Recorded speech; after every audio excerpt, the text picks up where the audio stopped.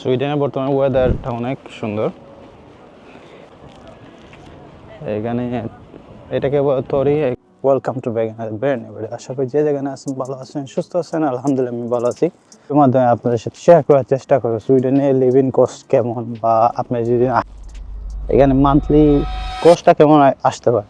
টাকা আপনি ইনকাম করলে মোটামুটি চলতে পারবেন, বা একটু ভালোভাবে কত টাকা ইনকাম করতে হয়। সো বর্তমান অবস্থার উপরে আজকের এই ভিডিও আশা করি আপনাদের অনেক ভালো লাগবে। যারা আমার চ্যানেল নতুন প্লিজ সাবস্ক্রাইব করবেন, সাথে থাকবেন।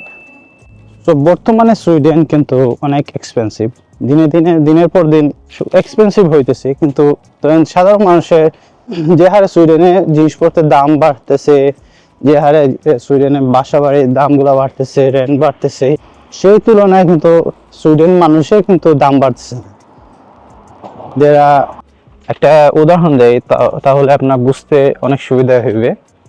প্রতি বছর ধরেন খাবার দাবার, বাসা ভাড়া বা সবকিছু যদি পাবলিক ট্রান্সপোর্ট সবকিছু যদি আমি এটা হিসাব করি, ধরেন 5 থেকে 6% দাম বাড়ে প্রতি বছর সবকিছু। কোনো বছর আরো বেশি বাড়ে।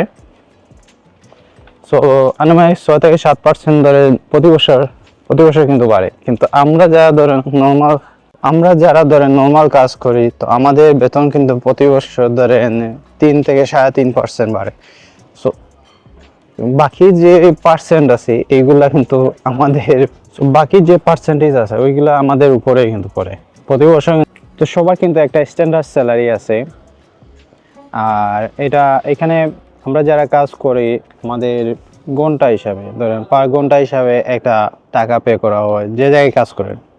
কিন্তু মাঝে মধ্যে মান্থলি স্যালারিও আছে। সো এটা ডিপেন্ড করে আপনি কোথায় কীভাবে কাজ করবেন। সবার একটা স্ট্যান্ডার্ড বেতন আছে, তার মধ্যে আপনি কম বেশি ওইটা আপনি কত ঘন্টা কাজ করবেন তার উপর আপনার বেতন আসবে। আপনি যদি ছোটো একটা বাসা নিয়ে থাকেন সুইডেনে, ধরেন 2 রুমের বা ধরেন বাসা নিয়ে যদি থাকেন, বা তখন আপনার 10,000 ক্রোনের মতো আপনার টাকা পে করতে হবে।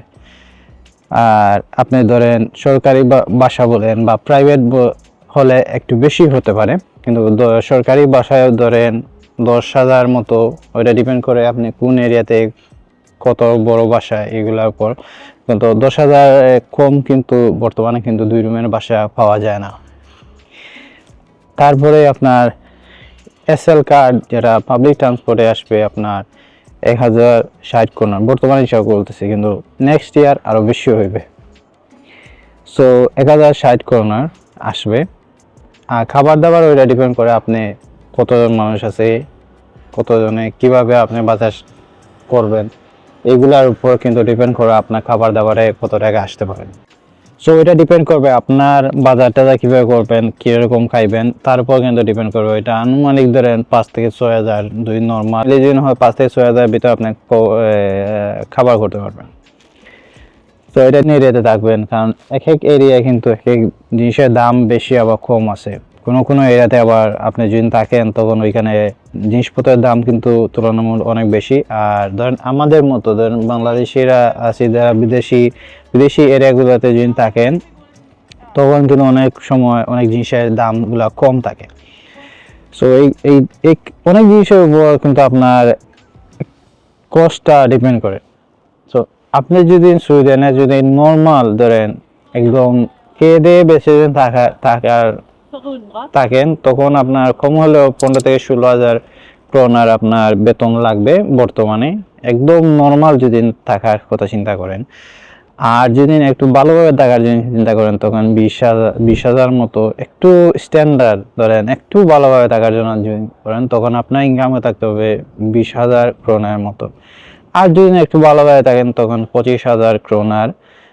তারপরে এর উপরে যদি আপনি বেতন পান তখন আরো ভালোভাবে থাকতে পারবেন। সো নর্মাল যদি একদম মিডল ক্লাস যদি বলা হয় আপনার 20,000 ক্রোনার আপনার ইনকাম থাকতেই হবে খরচ করেন, তখন কিন্তু আপনি আরো ভালোভাবে থাকতে পারেন। তো নর্মাল যদি আপনি একদম স্ট্যান্ডার্ড যদি বেতন যদি আমি বর্তমানে হিসাব করি তখন আপনার 20,000 ক্রোনার আপনার বেতন থাকবে। ধরেন 10,000 ক্রোনার আপনি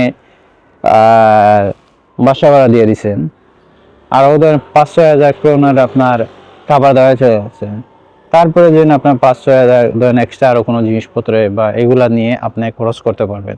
সো এই বর্তমানে হিসাবে এটা কি আপনার ইনকাম থাকতে হবে, যদি একটু ভালোভাবে থাকতে হবে।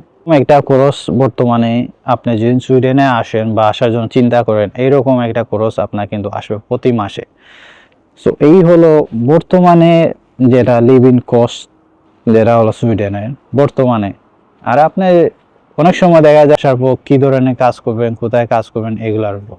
সো আশা করি এই ভিডিও থেকে আপনারা একটু হলেও ধারণা পাইবেন, আর যাতে আসার পর এটা আরো সহজভাবে আপনি এটা এখানে সার্ভাইভ করতে পারেন। সুইডেনের বর্তমান ওয়েদারটা অনেক সুন্দর, দেখেন সবার এখানে এটাকে তরি মানুষ, এটার ভিতর রেস্টুরেন্ট আছে।